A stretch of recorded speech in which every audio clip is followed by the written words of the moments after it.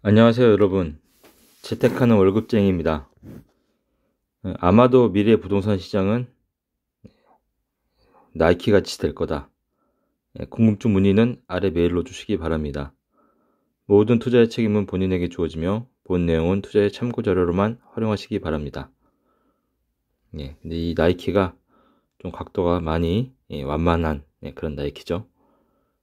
지금 부동산 시장을 비유하면 이렇게 지금 폭락하고 있는 이런 지금 사이클에 있고요. 조금 더 폭락해서 반등할 때는 정말 이렇게 완만하게 장기간에 걸쳐서 그렇게 지금 될 것으로 예상이 됩니다.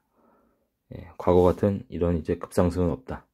급상승과 급하락, 다시 이런 사이클은 거의 오기는 쉽지 않을 것 같습니다. 그런 내용을 말씀드리겠습니다. 지금 전체적인 부동산 시장을 대변하는 것이 정부의 완화책이 지금 한꺼번에 많이 쏟아지고 있죠. 정부에서는 지금 취득세도 이제 완화하겠다.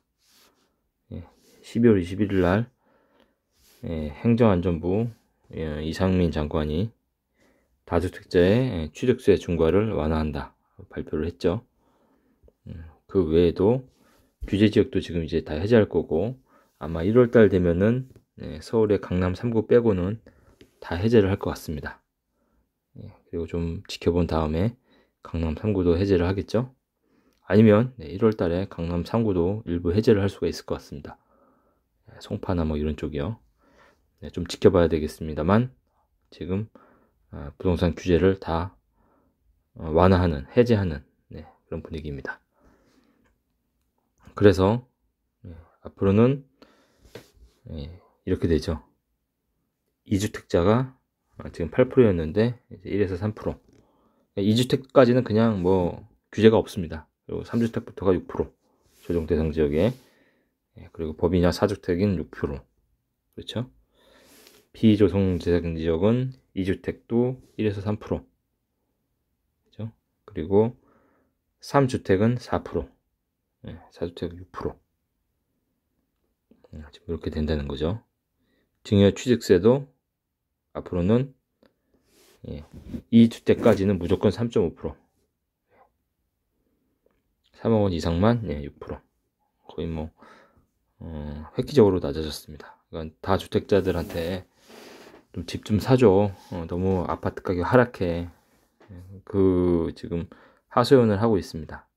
그렇지만 쉽게 그렇게 지금 살 수 있는 분위기가 아니죠. 금리가 높고 주택에 대한 가격 상승에 대한 기대감이 없기 때문에 다주택자도 완전히 바닥을 보고 아마 들어갈 겁니다. 그런데 이 취득세 완화하는 거를 더불어민주당에서는 우리 허락 없이는 절대 국회 통과 안 될 거야. 니들 마음대로 취득세 완화 못 할걸? 이렇게 하고 있죠. 그렇지만 국민의힘에서는 내가 아무런 대책도 없이 이렇게 호언장담했겠냐. 취득세 완화는 니네들 동의가 없어도 된다.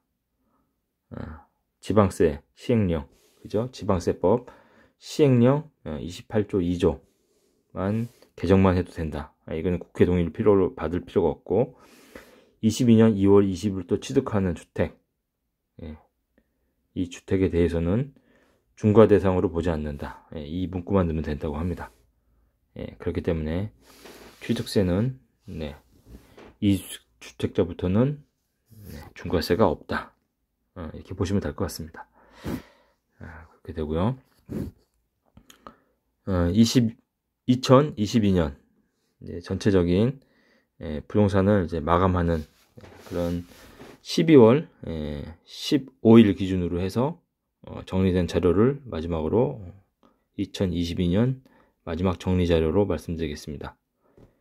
매매 가격 동향을 보면 매매 가격 동향이 전국이 지금 12월 달에 마이너스 1.03%, 수도권이 마이너스 1.29%, 5개 광역시 마이너스 1%. 그래서 폭락세가 지속되고 있다. 지금 보면은 9월달, 10월달, 11월달, 12월달 점점점 더 기울기 하락폭이 커지죠. 그렇지만 11월달, 12월달은 뭐 거의 비슷한 수준이라고 보면 되시고요. 그래서 매매 가격 지수 장기 추이를 보면 22년 끝자락에서는 꺾였죠. 코로나 때 풀린 유동성으로 급격하게 올랐는데 이게 아마 이렇게 떨어질 겁니다. 그렇게 될 거고, 전국 매매 가격 증감률 보면 이렇게 마이너스 1%, 그렇죠? 급격하게 지금 전월 B가 왼쪽입니다. 전월 B가 약 한 1.2%고, 그렇죠? 전년 동기와 이 오른쪽입니다. 전년 동기는 마이너스 2%다. 끝이 없이 추락하고 있다. 그리고 지역별 매매 가격 변동입니다. 그럼 서울 보면 마이너스 0.74, 마이너스 0.84 전월비, 인천 마이너스 1.5, 경기 마이너스 1.59 급격하게 하락하고 있다. 이 그래프가 이렇게 반등하기는 지금 쉽지 않아 보입니다. 그렇죠? 비수도권 부산, 대구, 광주 거의 마이너스 1% 정도 되죠. 1% 정도 되고, 대전, 울산도 마이너스 1% 정도. 기타 나머지 지방은 마이너스 0.5% 정도가 되고 있습니다. 5개 광역시 매매 가격 변동률을 보면 이렇게 지금 마이너스로 턴어라운드가 됐습니다. 여기 아마 계속 떨어지다가 이렇게 나이키처럼 될 겁니다. 이렇게 폭락되고 천천히 이렇게 되는 주택 유형별 매매 가격 변동. 주택 유형을 보면 당연히 지금 아파트가 상승폭이 컸죠. 아파트가 하락폭이 제일 큽니다. 마이너스 1.5. 단독이나 연립은 거의 하락폭이 없죠. 서울도 아파트가 마이너스 1.4. 나머지 단독이나 연립은 거의 하락폭이 없습니다. 주택 유형별 보면 아파트가 마이너스 1.5에서 2%로 지금 월등하게 하락하고 있습니다. 그렇죠?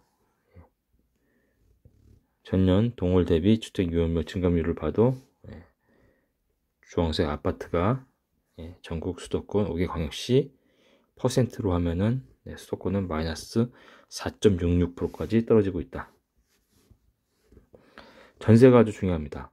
전세가가 하락하면 절대 매매가가 올라갈 수가 없습니다. 전세가가 싸니까 다 전세를 살기 때문에 절대 매매가를 떠받쳐 줄 수가 없습니다. 그런데 전세가가 지금 매매가보다 더 하락폭이 큽니다. 전국 마이너스 1.5%, 수도권 마이너스 2%, 그리고 5개 광역시가 마이너스 1.3%. 이게 플러스로 턴 어라운드 할 때, 그러면서 거래가 터질 때, 그때가 가격이 상승하는 시그널인데, 그 가격 상승폭이 이렇게 떨어져서 아마 이렇게 갈 겁니다. 나이키처럼. 그러니까 그냥 장기적으로 나중에 바닥을 다질 때 먼 미래를 보고 실거주 위주로 사시면 될 것 같다. 지금은 때가 아니다. 전세 가격 지수 장기 추이를 보면은 완전히 꺾였습니다. 아주 역대급 지금 꺾이죠. 이때가 IMF 때인데 IMF 때 지금 못지 않습니다. 이게 더 이렇게 막 커질 겁니다. 전세 하락률을 보면 마이너스 2점대입니다. 급격하죠. 지역별 전세 가격 변동. 서울도 강남이 마이너스 2%, 강북이 마이너스 1.5, 인천 마이너스 1.98, 마이너스 2%, 경기도 마이너스 2.47, 마이너스 2.5%죠. 그래서 서울시 전세 가격 변동률. 이렇게 전세 가격이 꺾일 때는 절대 집을 사면 안 됩니다. 전세 월세를 살면서 바닥을 다지고 전세가가 턴어라운드 할 때, 그리고 거래가 터질 때, 그때가 가격이 상승할 때입니다. 전국이 다 이렇게 전세가가 폭락할 때는 아주 매매가가 앞으로 폭락할 거야 하고 말을 해주는 그런 시기입니다. 무주택자들 그리고 실거주 1주택 살고 계신 분들은 이 시기를 잘 보면서 매수 타이밍을 고려하시면 됩니다. 지금 걱정인 거는 다주택자들입니다. 뭐 두 채, 세 채, 네 채 갭 투자하신 분들은 지금 엄청난 손실을 보고 있을 겁니다. 자, 안타까운 현실이죠. 주택 유형별 전세가격 변동률도 당연히 아파트가 마이너스 2.3%, 서울도 마이너스 3.9%, 3.29%, 5개 경시 마이너스 1.9%. 엄청나게 지금 전세가 빠지고 있다. 아파트의 전세가가 마이너스 2.5%대입니다. 전국, 수도권, 5개 광역시, 특히 수도권이 마이너스 6%, 뭐 전세가가 거의 쭉쭉 빠지고 있는 소리가 들리네요. 그러면서 매매가도 계속 지금 하락하고 있고요. 주택시장 동향입니다. 매매시장 동향. 지금 지수를 보면은 매도자 많은 비중, 매수자 많은 비중. 매도자가 85 많고 매수자는 없습니다. 매수비 지수가 17이죠. 17은 저희 금융위기 때, 그죠? 금융위기 때 그때입니다.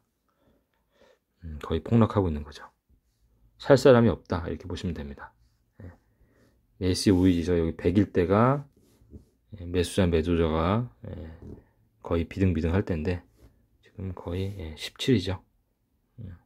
거의 매수자가 없다. 이게 이렇게 턴어라운드 할 때를 지켜봐야 된다.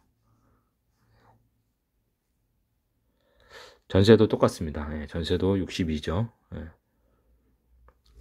3월달에 139였는데 62니까 전세도 지금 전세를 임대인, 전세를 주는 주인만 있고 전세를 살려는 세입자는 없다. 이렇게 보시면 됩니다. 다 이제 월세를 살거나 이렇게 하고 있죠.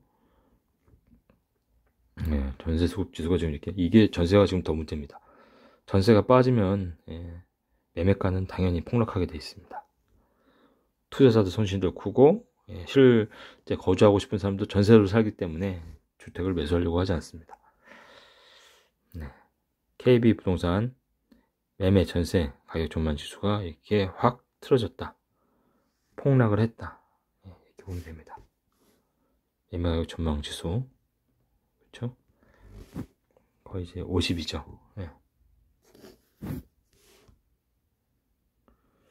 그래서 전국이 58, 전세는 62, 서울 51, 53. 그래서 매매 전세 다 매도하려는 사람만 있다.